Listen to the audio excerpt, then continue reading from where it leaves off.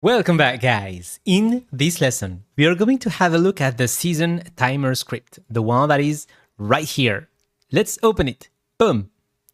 Okay, so inside of here, we have one reference that is serialized, the timer text. This is simply to update the timer right here, okay? This is the only thing we are going to need. Then, let's tackle our initialize method. So this one is called from the Battle Pass system inside of the start method whenever we initialize the components right here. Season timer.initialize this. So we basically pass in the Battle Pass system.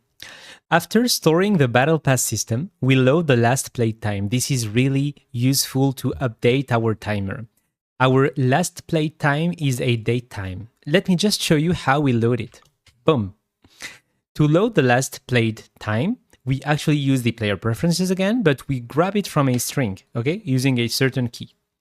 Then to turn that string into a datetime, we use datetime.tryParse and store it in the last played time using the out keyword.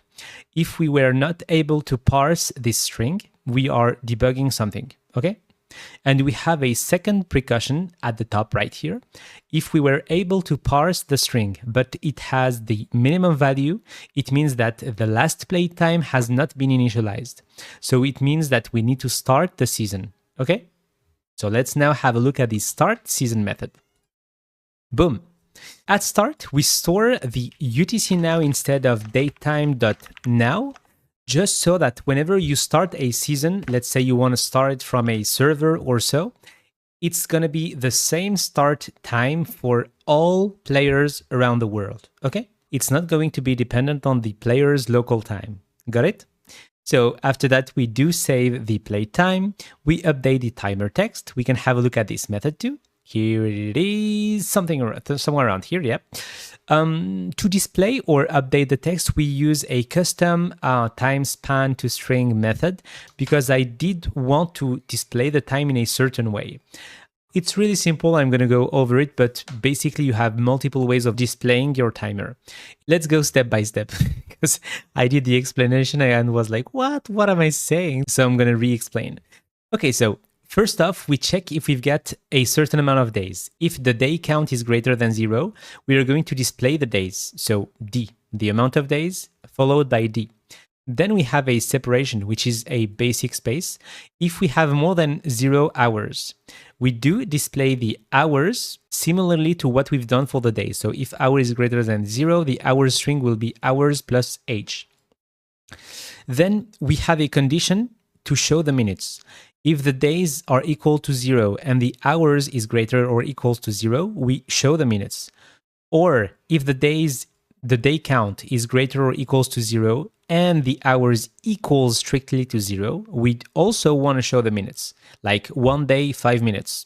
Okay, so this would be 1 day, 5 minutes, 5 days, 20 minutes, let's say, or 0 days. If we have 0 days, we are not displaying the days, but only the minutes. If we have 0 days, but 5 hours, so 5 hours, 3 minutes, we want to display the minutes. Same thing, we want to display the minutes if we do meet this condition right here. Got it? Of course, you can edit this method to display the timer as you wish. I find this method really cool, so I'm going to keep it here. You can use it, feel free to do so. But for us, we can now close the Battle Pass utilities. Cool. And collapse the update timer method. Okay, so now that we've updated the timer text, we can start the coroutine timer coroutine, and the season is now active. So how do we manage, the timer coroutine? So while true, so it always runs, we wait for 10 seconds, okay? So after the 10 seconds have elapsed, if the Battle Pass system is in test mode, we add 10 seconds to the last played time. Otherwise, if it's in real mode, so if you're playing that on a real device and don't want to test it, we save the last played time using UTC Now.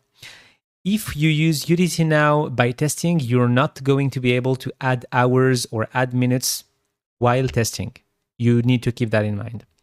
We then save the last played time, so we can hit Control, boom, click. So it's basically just saving as a string using the datetime.toString extension method. Perfect. Then coroutine, yep. if the time left dot total seconds, if no more second is left, we do end the season and break to stop the coroutine. We then update the timer text. To end the season, by the way, we can collapse this, but to end the season, we call the season has ended, which will update our timer text and set the last play time to the season end of the Battle Pass system. I'm going to show you the season end and season start method in a moment. We also set the season is active to false. So the season is active here is a property that we are using in the Battle Pass system. It's right here, okay? We also have the time left if we want to use it somewhere. So let's jump back to our season end. Where is it? Right here.